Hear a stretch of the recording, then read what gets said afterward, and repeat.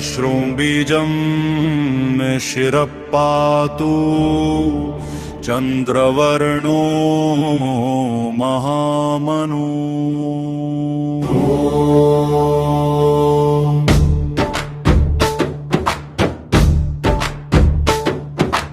उग्रं वीरं महाविष्णुं ज्वलन्तं सर्वतोमुखं नृसिंहं भीषणं भद्रं मृत्युं नमाम्यहम्।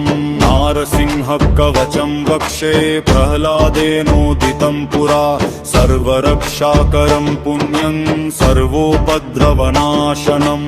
सर्वसम्पत्करं चैव स्वर्गमोक्षप्रदायकं ध्यात्वा नृसिंहं देवेशं हेमसिंहासने स्थितम्। विवृतास्यं त्रिनयनं शरदिन्दुसमप्रभं लक्ष्म्यालिङ्गितवामाङ्गं विभूतिभिरूपाश्रितं। चतुर्भुजं कोमलाङ्गं स्वर्णकुण्डलशोभितं पुरोजशोभितोरस्कं रत्नकेयूरमुद्रितम्। सप्तकञ्चन सङ्काशं पीतनिर्मलवाससं इन्द्रादिसुरमौलिस्थ स्फुरन्माणिक्यदीप्तिभिः विराजितपदद्वन्द्वं शङ्खचक्रादिहेतिभिः गरुत्मता च विनयात् स्तूयमानं मुदान्वितम्। स्वहृत्कमलसंवासं कृत्वा तु कवचं पठेत् नृसिंहो मे शिरः पातु लोकरक्षार्थसम्भव। सर्वगोपीस्तम्भवासा फालं मे रक्षतु ध्वनिं नृसिंहो मे दृशौ पातु सोमसूर्याग्निलोचनः। स्वर्भिं मे पातु हरि मुनिवर्यस्तुतिप्रियः नासा मे सिंहनासस्तु मुखलक्ष्मीमुखप्रियः। सर्वविद्याधिपः पातु नृसिंहो रसनां मम वक्त्रं पात्विन्दुवदनः सदा प्रह्लादवन्दितः। नृसिंहः पातु मे कण्ठं स्कन्धो भूभरणान्तकत् दिव्यास्त्रशोभितभुजो नृसिंहः पातु मे भुजौ। करो मे देववरदो नृसिंहः पातु सर्वतः हृदयं योगिसाद्धश्च निवासं पातु मे हरि। मध्यं पातु हिरण्याक्ष वक्षकुक्षिविदारणहं नाभिं मे पातुर्हरि समाभिब्रह्म संस्तुतः। भ्रमरानिकोटयः कक्षा यस्यासो पातु मे कटिं गुह्यं मे पातु गुह्यानां मन्त्राणां गुह्यरूपधृक्। गुरुमनोभव पातु जानुनी नररूपधृक् जङ्घे पातु धराभारहारकः सर्वतो मम। सुराजप्रदः पातु पादो मे निहरीश्वरः सहस्रशीर्षा पुरुषः पातु मे सर्वशस्तनम्। इदं नृसिंहकवचं बहलादमुखमण्डितम् भक्तिमान्यः पठेन्नित्यं सर्वपापैः प्रमुच्यते।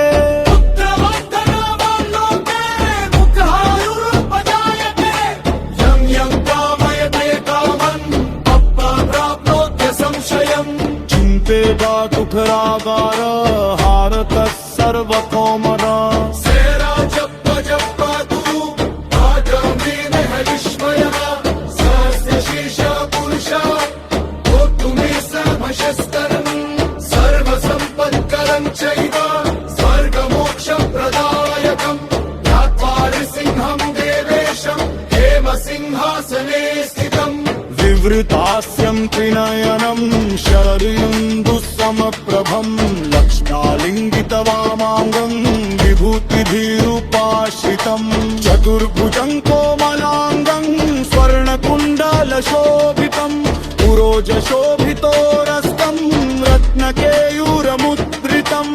सप्तकाञ्चन सङ्काशं पीतनिर्मलवाससं इन्द्रादिसुरमौलिस्थ स्फुरन्माणिक्यदीप्तिभिः विराजितपदद्वन्द्वं शङ्खचक्रादिहेतिभिः गरुत्मता च विनयात् स्तूयमानं मुदान्वितम्।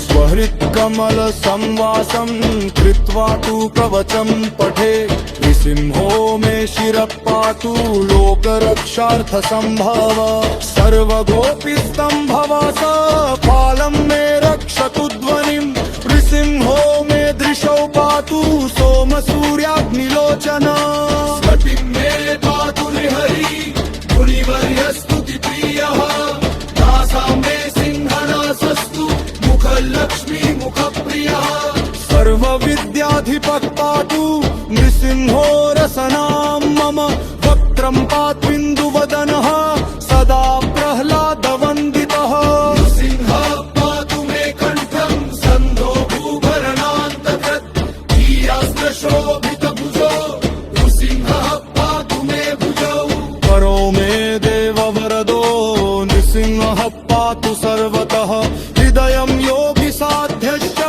निवासं पातु मे हरि मध्यं पातु हिरण्याक्ष वक्षकुक्षिविदारणहं नाभिं मे पातुर्हरि स्वनाभिब्रह्म संस्तुतः ब्रह्मणानकोटयः कच्चा यस्यासो पातु मे कटिम् गुह्यं मे पातु गुह्यानां मन्त्राणां गुह्यरूपधृक् गुरुमनो भवः पातु जानुनी नररूपधृक् चन्ते तापभरापारा हारगः सर्वतोमना शिखराच्च प्रजः पातु पातिर्वेदे हरिष्मण सहस्र शीर्ष पुरुष भूतु मे सेवशस्तन् सर्वसम्पत्करं चैव स्वर्गमोक्षप्रदायकम् ज्ञात्वा नृसिंहं देवेशं हेमसिंहासने स्थितम् विवृतास्यं त्रिनयनं शरदिन्दुसमप्रभं लक्ष्म्यालिङ्गितवामाङ्गं विभूतिभिरुपाश्रितं चतुर्भुजं कोमलाङ्गं स्वर्णकुण्डलशोभितं पुरोजशोभितोरस्कं रत्नकेयूरमुद्रितम् तप्तकाञ्चन सङ्काशम् पीतनिर्मलवाससम् इन्द्रादिसुरमौलिस्थ सुरन्माणिक्यदीप्तिभिः स्फटिकमलसंवासं कृत्वा तु कवचं पथे नृसिंहो मे शिरः पातु लोकरक्षार्थसम्भव सर्वगोपीस्तम्भवा स फालं मे रक्षतु ध्वनिम् नृसिंहो मे दृशौ पातु मे पातु हरि मुनिवर्यस्तुतिप्रिया नासा मे सिंहनासस्तु मुखलक्ष्मी मुखप्रियः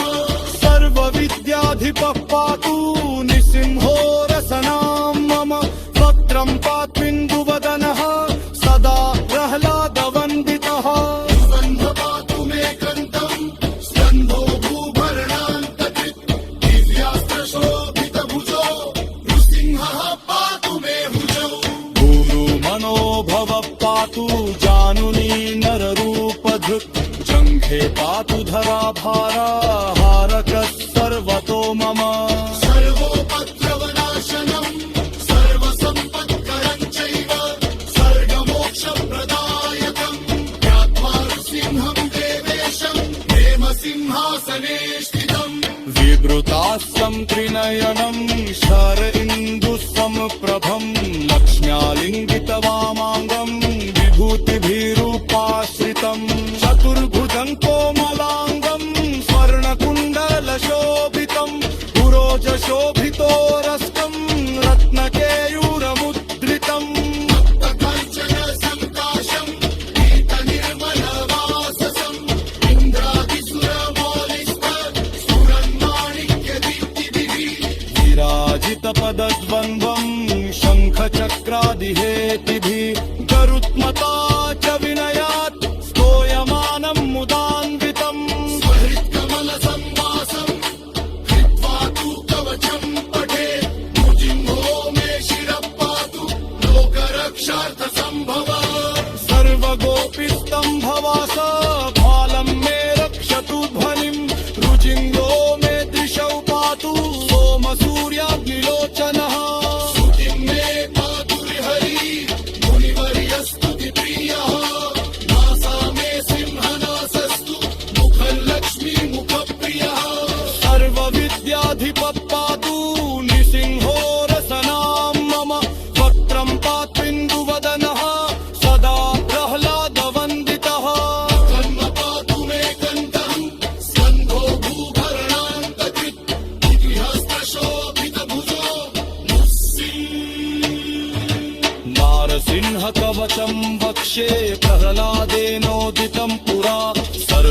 रक्षाकरं पुण्यं सर्वोपद्रवनाशनम् सर्वसम्पत्करं चैव स्वर्गमोक्षप्रदायकम् ज्ञात्वा नृसिंहं देवेशं हेमसिंहासने स्थितम् विवृतास्यं त्रिनयनं शरदिन्दुसम्प्रभं लक्ष्म्यालिङ्गितवामाङ्गं विभूतिभिरुपाश्रितं चतुर्भुजं कोमलाङ्गं स्वर्णकुण्डलशोभितं पुरोजशोभितोरस्तं रत्नकेयूरमुद्रितम् तप्तकाञ्चन सङ्काशम् पीतनिर्मलवाससम् इन्द्रादिसुरमोरिस्थ सुरन्माणिक्यदीप्तिभिः विराजितपदद्वन्द्वं शङ्खचक्रादिहेतिभिः गरुत्मता च विनयात् स्तूयमानं मुदान्वितम् स्वहितकमलसंवासम्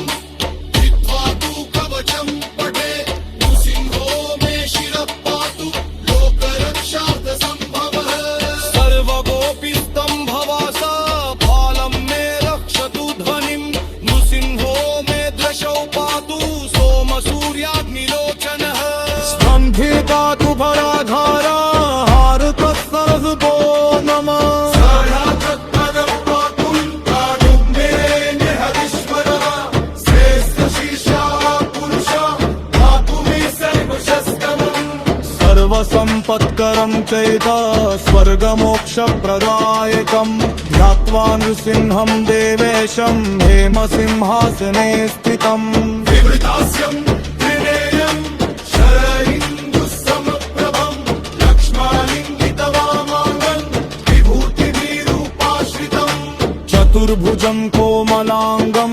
स्वर्णकुण्डलशोभितं पुरोजशोभितोरस्तं रत्नकेयूरमुद्रितम् तप्तकाञ्चन सङ्काशम् पीतनिर्मलवाससम् इन्द्रादिसुरमौलिस्थ स्फुरन्माणिक्यदीप्तिभिः विराजितपदद्वन्द्वं शङ्खचक्रादिहेतिभिः गरुत्मता च विनयात् स्तूयमानं मुदान्वितम् स्वहृत्कमलसंवासम् हित्वा तु कवचम् पठे नृसिंहो मे शिरः पातु लोकरक्षार्थसम्भवः सर्वगोपीस्तम्भवासा फालं मे रक्षतु ध्वनिं नृसिंहो मे दृशौ पातु सोमसूर्याग्निलोचनः स्मृतिं मे पातु निहरी मुनिवर्यस्तुतिप्रियः नासा मे सिंहनासस्तु मुखल्लक्ष्मी मुखप्रियः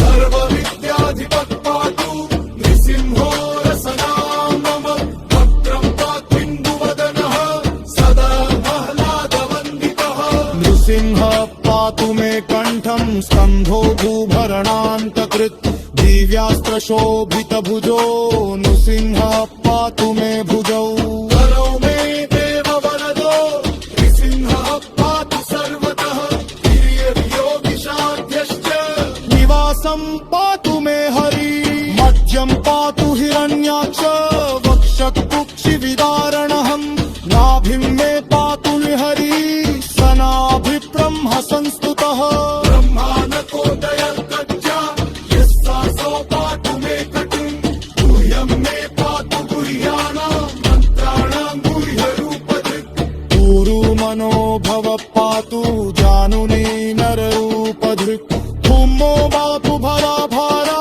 सर्पः सर्वको मम सर्वार्थपदं पातु दारीमिरेण हरश्मरा श्रेष्ठशीर्षा पुरुषः पातु मे सेवशस्त्रम् मोर सिंहत्कवजन्नर्ष कश्रूम्बीजं मे शिरः पातु चन्द्रवर्णो महामनु